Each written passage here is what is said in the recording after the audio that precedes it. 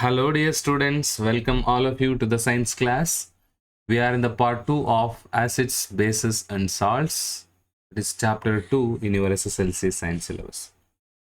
Okay, so we have discussed the introductory part in the first part, and also we have discussed about the indicators and its types, and also we discussed about some chemical properties of acids and bases. ಅದರಲ್ಲಿ part 1 ಅಲ್ಲಿ ನಾವು acids basis chemical properties ಅನ್ನು ನಾವು ತಿಳ್ಕೊಂಡಿದ್ವಿ. So ಯಾವ್ದದು ಅಂತಂದ್ರೆ reaction of acids with metals ಏನಾಗುತ್ತೆ, hydrogen gas release ಆಗುತ್ತೆ. ಅದೇ ರೀತಿ reaction of basis with metals, ಅಲ್ಲೂ ಕೂಡ ಸಾಲ್ಟ್ ಮತ್ತೆ ಹೈಡ್ರೋಜನ್ ಗ್ಯಾಸ್ ಫಾರ್ಮ್ ಆಗುತ್ತೆ. ಓಕೆ, ಸೊ ಇಲ್ಲಿ ಎರಡು ಪ್ರಾಪರ್ಟಿನ ನೋಡಿದ್ವಿ. ಅಂದ್ರೆ ಒಂದು ಪ್ರಾಪರ್ಟಿ ಆಸಿಡ್ ಮತ್ತೆ ಬೇಸ್ ಯಾವ ರೀತಿ ರಿಯಾಕ್ಟ್ ಆಗುತ್ತೆ ಮೆಟಲ್ಸ್ ಜೊತೆಗೆ ಅನ್ನೋದನ್ನ ನೋಡಿದ್ವಿ ಲಾಸ್ಟ್ ಕ್ಲಾಸ್ ಅಲ್ಲಿ. Okay, in this part 2 video we are going to discuss another property of acids and bases, that is reaction of acids with metal carbonates and metal hydrogen carbonates. Okay, so here ಏನಾಗುತ್ತೆ ನೋಡಿ, ಒಂದು metal carbonate ಅಥವಾ metal hydrogen carbonate acid ಜೊತೆಗೆ react ಆದಾಗ ಒಂದು corresponding salt ಸಿಗುತ್ತೆ, carbon dioxide gas release ಆಗುತ್ತೆ, water release. So general equation ಇದೆ ಇಲ್ಲಿ. when a metal carbonate reacts with an acid, it gives rise to salt, carbon dioxide and water. Okay, so this is the general equation. Okay, so ನಾವೀಗ particular ಆಗಿ ಒಂದು example ತಗೊಳ್ಳೋಣ. ಇನ್ನು general ಆಗಿ ನಾವು ನೋಡಿದ್ವಿ, ಒಂದು ಪರ್ಟಿಕ್ಯುಲರ್ ಒಂದು ಎಕ್ಸಾಂಪಲ್ ತಗೊಳ್ಳೋಣ. ಒಂದು ಮೆಟಲ್ ಕಾರ್ಬೋನೇಟ್ಗೆ ಯಾವುದೋ ಒಂದು ಎಕ್ಸಾಂಪಲ್ ತಗೊಳ್ಳೋಣ, ಮೆಟಲ್ ಹೈಡ್ರೋಜನ್ ಕಾರ್ಬೋನೇಟಿಗೆ ತಗೊಳ್ಳೋಣ, ಜೊತೆಗೆ ಆಸಿಡ್ಗೆ ಯಾವುದೋ ಒಂದು ಎಕ್ಸಾಂಪಲ್ ತಗೊಳ್ಳೋಣ. ಸೊ ಇದು ಹೇಗೆ ಟ್ರೂ ಅನ್ನೋದನ್ನ ಚೆಕ್ ಮಾಡೋಣ. ಓಕೆ, ಸೊ ಅದೇ ರೀತಿ ಮೆಟಲ್ ಹೈಡ್ರೋಜನ್ ಕಾರ್ಬೋನೇಟ್ ಕೂಡ ಸೇಮ್, ಸಾಲ್ಟ್, ಕಾರ್ಬನ್ ಡೈಆಕ್ಸೈಡ್ ಮತ್ತೆ ವಾಟರ್. ಓಕೆ, ಸೊ ಅದಕ್ಕೆ ಒಂದು ಎಕ್ಸಾಂಪಲ್ ಅಂದರೆ ಆಕ್ಟಿವಿಟಿ 2.5 ಇದೆ ನಿಮ್ಮ ಟೆಕ್ಸ್ಟ್ ಬುಕ್ ಒಳಗಡೆ. Take 0.5 grams of sodium carbonate, that is metal carbonate ತಗೋಬೇಕು, in test tube A, and 0.5 grams of sodium hydrogen carbonate NaHCO3 in test tube B. ಎರಡು test tube ಅನ್ನು ತಗೋಬೇಕು, ಟೆಸ್ಟ್ ಟ್ಯೂಬ್ ಎ ಮತ್ತೆ test tube B ಅಂತ name ಮಾಡಬೇಕು. ಒಂದು test tube ಅಲ್ಲಿ sodium carbonate ತಗೋಬೇಕು, ಇನ್ನೊಂದರಲ್ಲಿ ಸೋಡಿಯಂ ಹೈಡ್ರೋಜನ್ ಕಾರ್ಬೋನೇಟ್ ಅನ್ನ ತಗೋಬೇಕು. Okay, so add 2 ml dilute HCl to both the test tube. ಎರಡು ಟೆಸ್ಟ್ ಟ್ಯೂಬ್ಗಳಿಗೆ ಏನು ಹಾಕಬೇಕು, HCl ಅನ್ನ ಹಾಕಬೇಕು. So HCl is an acid, dilute hydrochloric acid. ನಮಗೆ as usual we discussed carbon dioxide gas produce ಆಗುತ್ತೆ in both the test tubes ಅಂತ. Okay, so ಇಲ್ಲಿ ಯಾವ್ಯಾವ ರಿಯಾಕ್ಷನ್ ಇನ್ವಾಲ್ವ್ ಆಗಿದೆ ಅನ್ನೋದನ್ನ ನಾವು ನೋಡ್ತಾ ಹೋಗೋಣ. ಓಕೆ, ಸೊ ಫಸ್ಟ್ ಯಾವ್ದು ತಗೊಳ್ಳೋಣ, ಸೋಡಿಯಂ ಕಾರ್ಬೋನೇಟ್ ತಗೊಳ್ಳೋಣ. Sodium carbonate that is Na2CO3. Test tube ಏನಲ್ಲಿ ಏನು ತಗೊಂಡಿದ್ವಿ ನಾವು, Na2CO3 ಪ್ಲಸ್ ಏನು ಹಾಕಿದ್ವಿ, ಆಸಿಡ್ ಹೈಡ್ರೋಕ್ಲೋರಿಕ್ ಆಸಿಡ್ ಅನ್ನು ಆ್ಯಡ್ ಮಾಡಿದ್ದೀವಿ, ರೈಟ್. ಸೊ 2 HCl ತಗೊಳ್ಳೋಣ, balance hydrochloric acid. It gives rise to ಏನು ಸಿಗಬೇಕು ನಮಗೆ, ಸಾಲ್ಟ್ ಸಿಗ್ಬೇಕು. ಈಗ ಡಿಸ್ಕಸ್ ಮಾಡಿದ್ವಲ್ಲ, ಸಾಲ್ಟ್, ಕಾರ್ಬನ್ ಡೈಆಕ್ಸೈಡ್ ಮತ್ತೆ ವಾಟರ್ ಸಿಗ್ಬೇಕು. ಹಾಗಾದ್ರೆ ಯಾವ ಸಾಲ್ಟ್ ಸಿಗುತ್ತೆ ಅಂತಂದ್ರೆ ಇಲ್ಲಿ NaCl ಸಿಗುತ್ತೆ, that is 2 NaCl plus carbon dioxide gas plus H2. So this is the reaction involved whenever sodium carbonate reacts with hydrochloric acid. It gives rise to sodium chloride salt, carbon dioxide and water. Okay, ಅದೇ ರೀತಿ sodium hydrogen carbonate ಅಂದರೆ metal carbonate ತಗೊಂಡ್ರೆ ಅದಕ್ಕೆ ನಾವು HCl ಅನ್ನ react ಮಾಡಿದರೆ, ಅವೆರಡು react ಆದರೆ ಅದರಿಂದ ಸೋಡಿಯಂ ಕ್ಲೋರೈಡ್ ಸಿಗುತ್ತೆ, NaCl, carbon dioxide gas will be produced and water will be produced. So these are the reactions involved whenever a metal carbonate and metal hydrogen carbonate reacts together. Okay, so last class ಅಲ್ಲಿ ನಾವು ಹೇಳಿದ್ವಿ hydrogen gas release ಆಗುತ್ತೆ metal acid ಜೊತೆಗೆ react ಆದಾಗ ಅಥವಾ metal base ಜೊತೆಗೆ react ಆದಾಗ ಅಂತ. ಆ ಹೈಡ್ರೋಜನ್ ಗ್ಯಾಸ್ ಅನ್ನು ಟೆಸ್ಟ್ ಮಾಡೋದಕ್ಕೆ ನಾವು ಪಾಪ್ ಸೌಂಡ್ ಟೆಸ್ಟ್ ಅನ್ನ ಮಾಡಿದ್ವಿ, ಬರ್ನಿಂಗ್ ಕ್ಯಾಂಡಲ್ ಅನ್ನು ನಿಯರ್ ಬೈ. ಸೊ ಇಲ್ಲಿ ಏನು ರಿಲೀಸ್ ಆಗ್ತಾ ಇದೆ, ಈ ಎಕ್ಸಾಂಪಲ್ ಅಲ್ಲಿ ಕಾರ್ಬನ್ ಡೈಆಕ್ಸೈಡ್ ರಿಲೀಸ್ ಆಗ್ತದೆ. ಹಾಗಾದ್ರೆ ಈ ಕಾರ್ಬನ್ ಡೈಆಕ್ಸೈಡ್ ರಿಲೀಸ್ ಆಗಿದೆ ಅಂತ ನಾವು ಕಂಡುಹಿಡಿಬೇಕು ಅಂದ್ರೆ ನಾವೇನು ಮಾಡಬೇಕು, ಫಾರ್ ಎಕ್ಸಾಂಪಲ್ ಇದೇ ಎಕ್ಸ್ಪೆರಿಮೆಂಟಲ್ ಸೆಟಪ್ಗೆ ಮತ್ತೊಂದು ಡೆಲಿವರಿ ಟ್ಯೂಬನ್ನು ಫಿಕ್ಸ್ ಮಾಡಬೇಕು. ಇಲ್ಲಿ ನೋಡಿ ಈ ರೀತಿ ಒಂದು ಟೆಸ್ಟ್ ಟ್ಯೂಬ್ ತೊಗೊಂಡ್ವಿ, ಎ ಬಿ ಅಂತ ಮಾರ್ಕ್ ಮಾಡಬೇಕು. ಮಾರ್ಕ್ ಮಾಡಿ ಒಂದರಲ್ಲಿ ಏನೇನು ತೊಗೋಬೇಕಂತ ಹೇಳಿದ್ದೀನಿ ನಾನು. ಬಟ್ ಅದೇ ರೀತಿ ಇಲ್ಲಿ ರಿಲೀಸ್ ಆಗುವ ಗ್ಯಾಸು ಕಾರ್ಬನ್ ಡೈಆಕ್ಸೈಡ್ ಅಂತ ಕನ್ಫರ್ಮ್ ಮಾಡ್ಕೊಳ್ಳೋದಕ್ಕೆ ರಿಲೀಸ್ ಆಗಿರೋ ಗ್ಯಾಸನ್ನು ಒಂದು ಡೆಲಿವರಿ ಟ್ಯೂಬ್ ಮೂಲಕ ಕ್ಯಾಲ್ಶಿಯಂ ಹೈಡ್ರಾಕ್ಸೈಡ್ ಸೊಲ್ಯೂಷನ್ಗೆ ಟ್ರಾನ್ಸ್ಫರ್ ಮಾಡಬೇಕು. ಓಕೆ, ಅದೇನು ಅನ್ನೋದು ನೋಡ್ತಾ ಹೋಗೋಣ. ಟೆಸ್ಟ್ ಫಾರ್ ಕಾರ್ಬನ್ ಡೈಆಕ್ಸೈಡಲ್ಲಿ ಓಕೆ, ಆ ಕಾರ್ಬನ್ ಡೈಆಕ್ಸೈಡ್ ಗ್ಯಾಸ್ ಏನು ರಿಲೀಸ್ ಆಗಿದೆ ಅಲ್ವಾ, so on passing the carbon dioxide gas evolve through lime ವಾಟರ್ಗೆ ನಾವು ಟ್ರಾನ್ಸ್ಫರ್ ಮಾಡಬೇಕು. ಯಾವಾಗ ಕಾರ್ಬನ್ ಡೈಆಕ್ಸೈಡ್ ಗ್ಯಾಸನ್ನು ಲೈಮ್ ವಾಟರ್ಗೆ ಟ್ರಾನ್ಸ್ಫರ್ ಮಾಡ್ತೀವಿ, ಒಂದು white precipitate of calcium carbonate form ಆಗುತ್ತೆ. White precipitate of calcium carbonate is form. Okay, so ಅದನ್ನ ರಿಯಾಕ್ಷನ್ ಏನು ಇನ್ವಾಲ್ವ್ ಆಗುತ್ತೆ ನೋಡೋಣ ಇಲ್ಲಿ. So the reaction involved here CaOH twice, that is calcium hydroxide or lime water. ಅದಕ್ಕೆ ಏನು pass ಮಾಡ್ತೀವಿ, release ಆಗಿರೋ ಗ್ಯಾಸನ್ನು ಕಾರ್ಬನ್ ಡೈಆಕ್ಸೈಡನ್ನು ಪಾಸ್ ಮಾಡಿದಾಗ ಒಂದು ಪ್ರೆಸಿಪಿಟೇಟ್ ಫಾರ್ಮ್ ಆಗುತ್ತೆ, calcium carbonate CaCO3 plus CO2 plus H2O.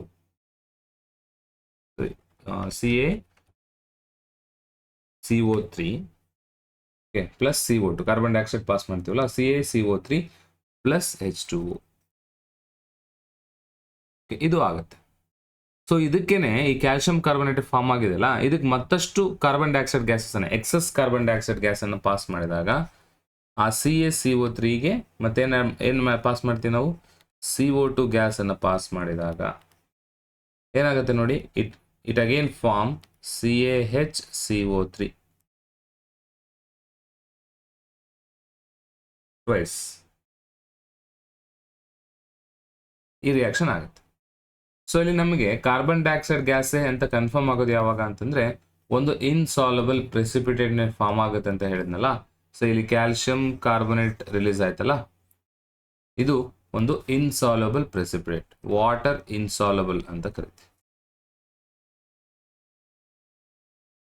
Okay, so this is calcium carbonate is an insoluble, water insoluble precipitate. ಇದು form ಆದರೆ ಅದರ ಅರ್ಥ ಅಲ್ಲಿ ಕಾರ್ಬನ್ ಡೈಆಕ್ಸೈಡ್ ಇದೆ ಅಂತ ಅರ್ಥ. ಸೊ ಇನ್ನೂ ಕನ್ಫರ್ಮೇಷನ್ ಮಾಡಬೇಕಂದ್ರೆ on passing same gas excess ಗ್ಯಾಸನ್ನು ಮತ್ತೆ ಅದೇ ಕ್ಯಾಲ್ಶಿಯಂ ಕಾರ್ಬೊನೇಟ್ ಟ್ರಾನ್ಸ್ಫರ್ ಮಾಡಿದ್ರೆ ಮತ್ತೆ ನಮಗೆ ಸಾಲ್ಯುವಬಲ್ ಏನಂತೀವಿ, ಕ್ಯಾಲ್ಶಿಯಂ ಹೈಡ್ರೋಜನ್ ಕಾರ್ಬೊನೇಟ್ ಸಿಗುತ್ತೆ. ಅಂದ್ರೆ ಇಲ್ಲೇನು calcium carbonate insoluble precipitate form ಆಗಿತ್ತಲ್ಲ, ಎಕ್ಸಸ್ ಕಾರ್ಬನ್ ಡೈಆಕ್ಸೈಡ್ ಅನ್ನು ನಾವು ಪಾಸ್ ಮಾಡಿದಾಗ ಅದು ಡಿಸಾಲ್ವ್ ಆಗಿಬಿಟ್ಟು ಈ ಕ್ಯಾಲ್ಶಿಯಂ ಕಾರ್ಬೊನೇಟ್ ಡಿಸಾಲ್ವ್ ಆಗಿ ಒಂದು soluble salt of calcium hydrogen carbonate ಸಿಗುತ್ತೆ ಆ್ಯಂಡ್ ಸೊಲ್ಯೂಷನ್ ಕ್ಲಿಯರ್ ಆಗುತ್ತೆ. ಬಟ್ ಇಲ್ಲಿ ಏನಾಗುತ್ತೆ ನೋಡಿ, ಲೈಮ್ ವಾಟರ್ ಏನಿದೆಯಲ್ಲ ಅದು ಮಿಲ್ಕಿ ಆಗಿ ಕನ್ವರ್ಟ್ ಆಗುತ್ತೆ. Lime water will be converted into milky. But ಏನು ಯಾಕೆ ಅಂದರೆ due to the formation of CaCO3. Lime water milky ಆಗಿ ಕನ್ವರ್ಟ್ ಆದರೆ ಅಲ್ಲಿ CO2 ರಿಲೀಸ್ ಆಗಿದೆ ಅಂತ ಕನ್ಫರ್ಮೇಷನ್ ಕೊಡ್ತೀವಿ. ಅದೇ ಎಕ್ಸಸ್ CO2 ಮಾಡಿದಾಗ ಆವಾಗ ಈ ಕ್ಯಾಲ್ಶಿಯಂ ಕಾರ್ಬೊನೇಟ್ ಡಿಸಾಲ್ವ್ ಆಗಿಬಿಟ್ಟು ಸೊಲ್ಯೂಷನ್ ಕ್ಲಿಯರ್ ಆಗುತ್ತೆ. ಯಾಕೆ ಅಂದರೆ ಅಲ್ಲಿ soluble salt of calcium hydrogen carbonate ಸಿಗುತ್ತೆ ನಮಗೆ. ಓಕೆ, ಸೊ ರಿಯಾಕ್ಷನ್ ಇನ್ವಾಲ್ವ್ಡ್ ಹೀಗಿದೆ. ಸೊ ಇಲ್ಲಿ ನಮಗೆ ಈ ಕ್ಯಾಲ್ಶಿಯಂ ಕಾರ್ಬೊನೇಟ್ ಅಂತ ಏನಂದ್ವಲ್ಲ, ಇನ್ಸಾಲ್ಯುಬಲ್ ಪ್ರೆಸಿಪಿಟೇಟ್, ಅದಕ್ಕೆ ಸಾಕಷ್ಟು ಎಕ್ಸಾಂಪಲ್ಸ್ ಇದೆ. ಈಗ ಲೈಮ್ ಸ್ಟೋನು ಅಂದರೆ ಸುಣ್ಣದ ಕಲ್ಲು, chalk, marble, this are all the different form of calcium carbonate. ಅವೆಲ್ಲವೂ ಕೂಡ ಆ ಕ್ಯಾಲ್ಶಿಯಂ ಕಾರ್ಬೊನೇಟ್ನ ಬೇರೆ ಬೇರೆ ರೂಪಗಳು ಅಂತ ಹೇಳ್ತಾ ಹೋಗ್ತೀವಿ. So this is what happens when an acid reacts with metal carbonates and metal hydrogen carbonate, right? Shall we move on to the next slide? Okay, ಈಗ acids ರಿಯಾಕ್ಟ್ ಆದಾಗ ಏನಾಗುತ್ತೆ ನೋಡಿದ್ವಿ, ಮೆಟಲ್ ಹೈಡ್ರೋಜನ್ ಕಾರ್ಬೊನೇಟ್ ಜೊತೆಗೆ. ಅದೇ ರೀತಿ basis react ಆದ್ರೆ ಏನಾಗುತ್ತೆ ಅಂತ ನೋಡೋದಾದ್ರೆ,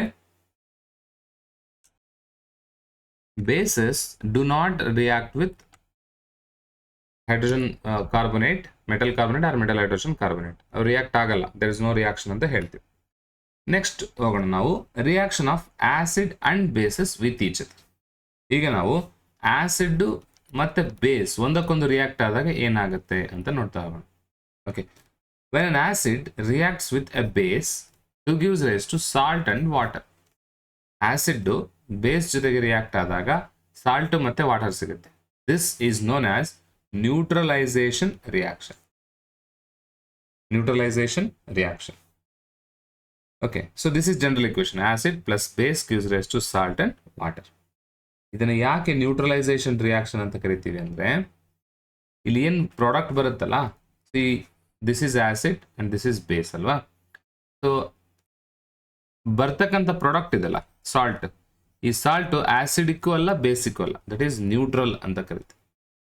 pH ಸ್ಕೇಲ್ ಮಾಡ್ಬೇಕಾದ್ರೆ ನಿಮಗೆ ಡೀಟೇಲ್ಡ್ ಆಗಿ ಇದು ಗೊತ್ತಾಗುತ್ತೆ. ಓಕೆ, ಸೊ ಈ ನ್ಯೂಟ್ರಲ್ ಇರೋದ್ರಿಂದ, ನ್ಯೂಟ್ರಲ್ ಒಂದು ಪ್ರಾಡಕ್ಟ್ ಬರೋದ್ರಿಂದ ಇಲ್ಲಿ ನಮಗೆ ಆ ರಿಯಾಕ್ಷನ್ ಅನ್ನು ನ್ಯೂಟ್ರಲೈಸೇಷನ್ ರಿಯಾಕ್ಷನ್ ಅಂತ ಕರಿತೀವಿ. Okay,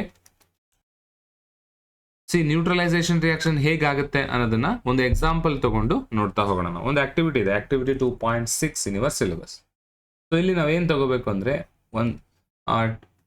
take 2 ml of dilute NaOH solution in a test tube. Okay, ಒಂದು ಟೆಸ್ಟ್ ಟ್ಯೂಬ್ ತಗೋಬೇಕು. ಆ ಟೆಸ್ಟ್ ಟ್ಯೂಬ್ ಒಳಗಡೆ ಡೈಲ್ಯೂಟ್ NaOH ಸೊಲ್ಯೂಷನ್ ಅನ್ನ ತಗೋಬೇಕು. ಓಕೆ, ಡೈಲ್ಯೂಟ್ NaOH ಅಂದ್ರೆ what is NaOH? NaOH is A strong base, but ಅದನ್ನ ನಾವೇನ್ ಮಾಡ್ತೀವಿ, ನೀರು ವಾಟರ್ ಜೊತೆ ಮಿಕ್ಸ್ ಮಾಡ್ಬಿಟ್ಟು ಡೈಲ್ಯೂಟ್ ಮಾಡ್ತೀವಿ. ಸೊ ಅವಾಗ ಏನಾಗುತ್ತೆ, ಡೈಲ್ಯೂಟ್ NaOH ಆಗುತ್ತೆ. Test tube and add 2 drops of phenolphthalein indicator. ಅದಕ್ಕೆ 2 drops ಆಫ್ ಫಿನಾಪ್ತಲಿನ್ ಇಂಡಿಕೇಟರ್ನ ಆಡ್ ಮಾಡಬೇಕು. Okay, the solution become pink colour. ಯಾವಾಗ ಫಿನಾಪ್ತಲಿನ್ ಆಡ್ ಮಾಡ್ತೀವಿ, ಆ ಸೊಲ್ಯೂಷನ್ ಏನಾಗುತ್ತೆ, ಈಗ NaOH ಪ್ಲಸ್ ಇಂಡಿಕೇಟರ್ ಎರಡು ಸೇರಿದಾಗ ಒಂದು ಸೊಲ್ಯೂಷನ್ ಆಗುತ್ತೆ. ಆ ಸೊಲ್ಯೂಷನ್ ಏನಾಗುತ್ತೆ ಅಂತಂದ್ರೆ ಪಿಂಕ್ ಕಲರ್ಗೆ ಟರ್ನ್ ಆಗುತ್ತೆ. ಪಿಂಕ್ ಕಲರ್ ಟರ್ನ್ ಆಗುತ್ತೆ. ಈಗ ನಾವು ನೆಕ್ಸ್ಟ್ ಸ್ಟೆಪ್ ಏನು ಅಂತಂದ್ರೆ, ಪಿಂಕ್ ಕಲರ್ ಆಗಿದೆ, ಅಲ್ಲಿ ಒಂದು ಬೇಸ್ ಇದೆ, ಬೇಸಿಗೆ ಫಿನಾಪ್ತಲಿನ್ ಇಂಡಿಕೇಟರ್ ಹಾಕಿದೀವಿ, ಪಿಂಕ್ ಕಲರ್ ಆಗಿದೆ. ಅದಕ್ಕೆ ನಾವೀಗ ನೆಕ್ಸ್ಟ್ ಸ್ಟೆಪ್ ಏನ್ ಮಾಡ್ತೀವಿ ಅಂತಂದ್ರೆ, ಡೈಲ್ಯೂಟ್ HCl ಸೊಲ್ಯೂಷನ್ ಅನ್ನು ಆಡ್ ಮಾಡ್ತೀವಿ. To this mixture we add dilute HCl solution. ಅದು ಹೇಗೆ, ಡ್ರಾಪ್ ಬೈ ಡ್ರಾಪ್ ಆಡ್ ಮಾಡ್ತಾ ಹೋಗ್ತೀವಿ ಸೊಲ್ಯೂಷನ್ಗೆ. ಸೊ ಯಾವಾಗ ನಾವು drop by drop solution add ಮಾಡ್ತಾ ಹೋಗ್ತೀವಿ, ಆ ಪಿಂಕ್ ಕಲರ್ ಏನಿತ್ತಲ್ಲ ಅದು ಡಿಸಪಿಯರ್ ಆಗ್ತಾ ಹೋಗುತ್ತೆ. Pink colour start to disappear as we go on adding dilute HCl to it. Okay, so ಇದಾದ್ಮೇಲೆ ಮತ್ತೆ ನೆಕ್ಸ್ಟ್ ಸ್ಟೆಪ್ NaOH ಅನ್ನು ಆಡ್ ಮಾಡ್ತಾ ಹೋಗ್ತೀವಿ, ಡ್ರಾಪ್ ಬೈ ಡ್ರಾಪ್. NaOH ಅನ್ನು ಡೈಲ್ಯೂಟ್ NaOH ಅನ್ನು ಆಡ್ ಮಾಡ್ತಾ ಹೋದಂಗೆಲ್ಲ ಮತ್ತೊಂದ್ಸರಿ ಮತ್ತೆ ಪಿಂಕ್ ಕಲರ್ ರೀಅಪಿಯರ್ ಆಗ್ತಾ ಹೋಗುತ್ತೆ. ಡಿಸಪಿಯರ್ ಏನಾಗಿತ್ತಲ್ಲ ರೀಅಪಿಯರ್ ಆಗ್ತಾ ಇದೆ. ಓಕೆ, ಸೊ ಅದರ ಅರ್ಥ ಏನು ಅಂತಂದ್ರೆ, ಈ NaOH ಪಿಂಕ್ ಕಲರ್ ಇದೆ ಅಂದ್ರೆ that is the effect of base. Acid ಅನ್ನ ಆಡ್ ಮಾಡ್ತಾ ಇದೀವಿ, ಆಸಿಡ್ ಅನ್ನ ಆಡ್ ಮಾಡಿದಾಗ ಪಿಂಕ್ ಕಲರ್ ಮಾಯ ಆಗ್ತಾ ಇದೆ, ಡಿಸಪಿಯರ್ ಆಗ್ತಾ ಇದೆ. ಅದರರ್ಥ ಬೇಸಿನ ಎಫೆಕ್ಟ್ 0 ಆಗ್ತಾ ಇದೆ, ನಲ್ಲಿಫೈ ಆಗ್ತಾ ಹೋಗುತ್ತೆ. ಅದೇ ಮತ್ತೆ ಬೇಸನ್ನ ಆಡ್ ಮಾಡ್ತಾ ಹೋದಾಗ ಆಸಿಡ್ನ ಎಫೆಕ್ಟ್ ನಲ್ಲಿಫೈ ಆಗುತ್ತೆ. ಆಸಿಡ್ನ ಎಫೆಕ್ಟ್ ಏನಲ್ಲಿ ಡಿಸಪಿಯರ್ ಮಾಡಿದ್ದು ಆಸಿಡ್ನ ಎಫೆಕ್ಟ್. ಬಟ್ ಅದೇ ಬೇಸನ್ನ ಮತ್ತೆ ಆಡ್ ಮಾಡ್ತಾ ಹೋದಾಗ ಪಿಂಕ್ ಕಲರ್ ಮತ್ತೆ ಬರ್ತಾ ಇದೆ ಅಂತಂದ್ರೆ ಬೇಸಿಗೆ ಒಂದು ಎಬಿಲಿಟಿ ಇದೆ, ಏನು, ಆಸಿಡ್ನ ಗುಣವನ್ನು ನಲ್ಲಿಫೈ ಮಾಡೋದು. ನಲ್ಲಿಫೈ ಮಾಡೋದು ಅಂದ್ರೆ 0 ಮಾಡೋದು ಅಥವಾ ರೆಡ್ಯೂಸ್ ಮಾಡೋದು ಅಂತ. So here the effect of a base is nullified by an acid and an effect of an acid is nullified by a base. Vice versa ಅಂತ ಹೇಳ್ತೀವಿ ನಾವು ಇಲ್ಲಿ ಎರಡನ್ನೂ ಕೂಡ. ಆಸಿಡ್ ಬೇಸ್ನ ಎಫೆಕ್ಟ್ ಅನ್ನು ನಲ್ಲಿಫೈ ಮಾಡಿದೆ, ಬೇಸು ಆಸಿಡ್ನ ಎಫೆಕ್ಟ್ ಅನ್ನ ನಲ್ಲಿಫೈ ಮಾಡಿ. ಓಕೆ, ಸೊ ಹಾಗಾದ್ರೆ ಇಲ್ಲಿ ನಡೆದಂತ ರಿಯಾಕ್ಷನ್ ಏನು ಅನ್ನೋದನ್ನ ನಾವು ನೋಡೋಣ. ರೈಟ್, ಸೊ ನಿಮಗೆ ಅರ್ಥ ಆಯ್ತಲ್ವಾ ಇದು? ಇಲ್ಲಿ ಏನನ್ನ ಆಡ್ ಮಾಡಿದೀವಿ, ಒಂದು ಆಸಿಡ್ ಮತ್ತೆ ಒಂದು ಬೇಸ್ ಅನ್ನ ಆಡ್ ಮಾಡಬೇಕು. ಇಲ್ಲಿ ಆಸಿಡ್ ಯಾವ್ದು, ಇಲ್ಲಿ ಬೇಸ್ HCl, ಬೇಸ್ ಯಾವುದು NaOH. ಸೊ ಆ ರಿಯಾಕ್ಷನ್ ನಾನು ಬರ್ಕೊಳ್ತೀನಿ. Base NaOH reacts with an acid called HCl. It gives rise to salt and water ಅಲ್ವಾ. ಯಾವ ಸಾಲ್ಟ್ ಬರುತ್ತೆ ಇಲ್ಲಿ, NaCl ಮತ್ತೆ H2O ಬರುತ್ತೆ. So this is salt and here it is water. What is NaOH? NaOH is a base and HCl is an acid. Okay, so this is how we can say the nullify effect ಅಂತ ಕರೀತೀವಿ. Acid base acid ಅನ್ನ ನಲ್ಲಿಫೈ ಮಾಡ್ತಾ ಹೋಯ್ತು ಅಂತ. Right, understood? ನಾವೀಗ next ಪ್ರಾಪರ್ಟಿಗೆ ಹೋಗೋಣವಾ? That is reaction of acids and bases with each other ಆಯ್ತಲ್ವಾ. ಈಗ ನೆಕ್ಸ್ಟ್ ಪ್ರಾಪರ್ಟಿ ಏನು ನೋಡಿ, reaction of metallic oxides with acids. Acid ಮತ್ತೆ ಮೆಟಾಲಿಕ್ ಆಕ್ಸೈಡ್ಗಳು ರಿಯಾಕ್ಟ್ ಆದ್ರೆ ಏನಾಗುತ್ತೆ ಅಂತ. So we are discussing about the chemical property of acids. Okay, so ಒಂದು ಮೆಟಾಲಿಕ್ ಆಕ್ಸೈಡ್ ಆಸಿಡ್ ಜೊತೆಗೆ ರಿಯಾಕ್ಟ್ ಆದಾಗ ಸಾಲ್ಟ್ ಮತ್ತೆ ವಾಟರ್ನ ಕೊಡುತ್ತೆ. ಏನೇನು ರಿಯಾಕ್ಟ್ ಆಗ್ತಾ ಇದೆ ಗಮನಿಸಿ, ಇದು ತುಂಬಾ ಇಂಟ್ರೆಸ್ಟಿಂಗ್ ಇದೆ. ಮೆಟಾಲಿಕ್ ಆಕ್ಸೈಡ್ ಮತ್ತೆ ಆಸಿಡ್ ಎರಡು ರಿಯಾಕ್ಟ್ ಆಗ್ತಾ ಇದೆ. ಏನ್ ಸಿಗುತ್ತೆ? Salt and water. ಈ ಸಾಲ್ಟ್ ಅಂಡ್ ವಾಟರ್ ಬಂದಿದೆ ಅಂದ್ರೆ, ಸೊ ಇಲ್ಲಿ ನಮಗೆ ಯಾವುದೋ ಒಂದು ರಿಯಾಕ್ಷನ್ ಈಗಾಗಲೇ ನೋಡಿದೀವಿ ನಾವು. ಇಲ್ಲಿದೆ ನೋಡಿ ರಿಯಾಕ್ಷನ್, ಸಾಲ್ಟ್ ಅಂಡ್ ವಾಟರ್ ಬಂದಿದೆ. ಅದೆಂತ reaction? Neutralisation reaction. Neutralisation reaction ಆಗಿ ಸಾಲ್ಟ್ ಅಂಡ್ ವಾಟರ್ ಬರಬೇಕಂದ್ರೆ ಏನೇನು ರಿಯಾಕ್ಟ್ ಆಗಬೇಕು? ಆಸಿಡ್ ಮತ್ತೆ ಬೇಸ್ ರಿಯಾಕ್ಟ್ ಆಗಬೇಕು. ಸೊ ಸೇಮ್ ಪ್ರಾಡಕ್ಟ್ಸ್ ಇಲ್ಲೂ ಬರ್ತಾ ಇದೆ, ಸಾಲ್ಟ್ ಮತ್ತೆ ವಾಟರ್ ಸಿಗ್ತಾ ಇದೆ. ಆದರೆ ರಿಯಾಕ್ಟೆಂಟ್ಸ್ ಅನ್ನ ನೋಡಿ, ಒಂದು ಮೆಟಲ್ ಆಕ್ಸೈಡ್ ಇದೆ, ಇನ್ನೊಂದು ಆಸಿಡ್ ಇದೆ. ಹಾಗಾದ್ರೆ ಆಸಿಡ್ ಓಕೆ, ಬೇಸ್ ಇರಬೇಕಾಗಿದ್ದ ಜಾಗದಲ್ಲಿ ಯಾರಿದ್ದಾರೆ? Metal oxides.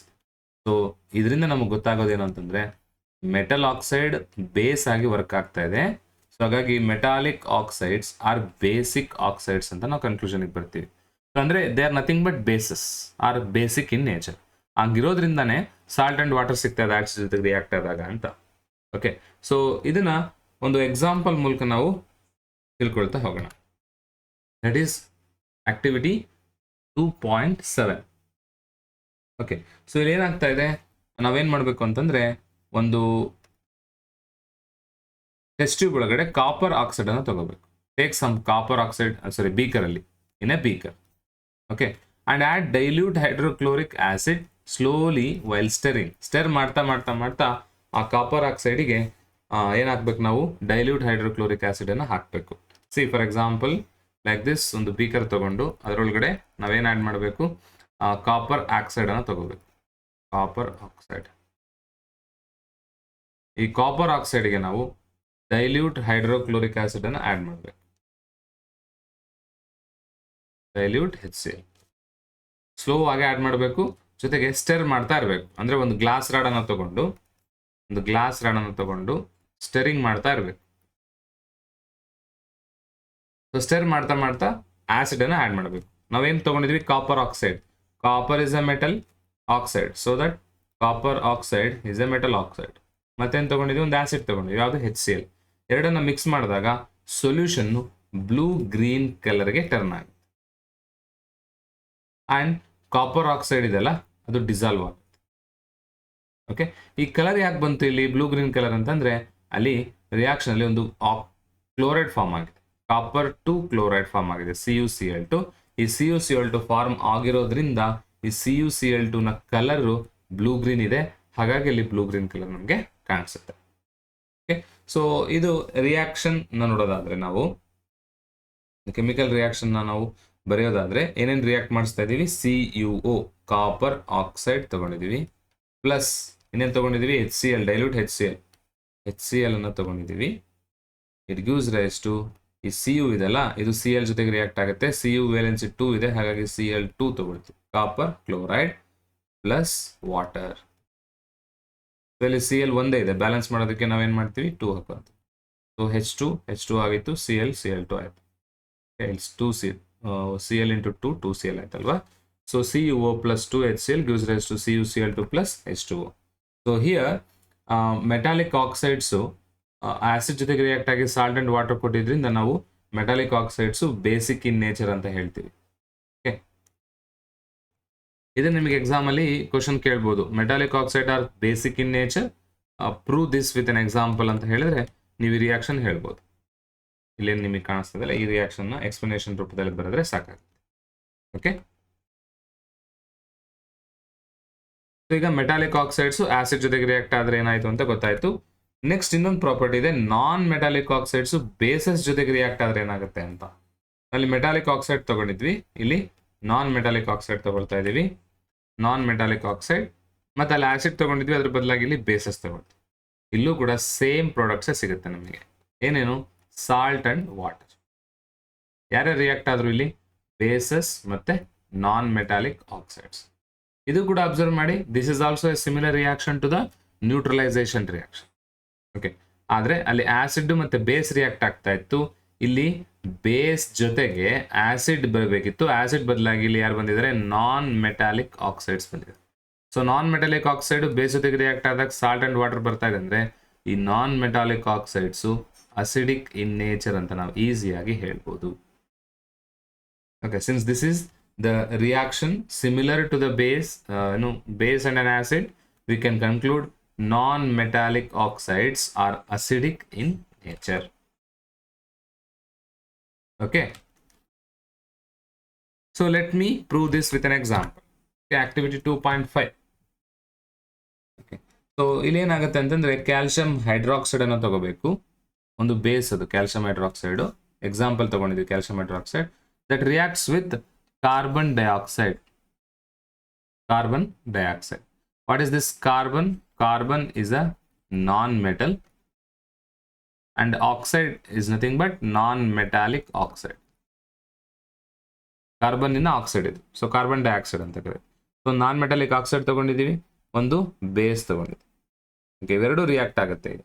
ಸೊ ರಿಯಾಕ್ಟ್ ಆದಾಗ ಏನು ಸಿಗಬೇಕು? ಆಟೋಮೆಟಿಕಲಿ ಸಾಲ್ಟ್ ಅಂಡ್ ವಾಟರ್ ಸಿಗಬೇಕು.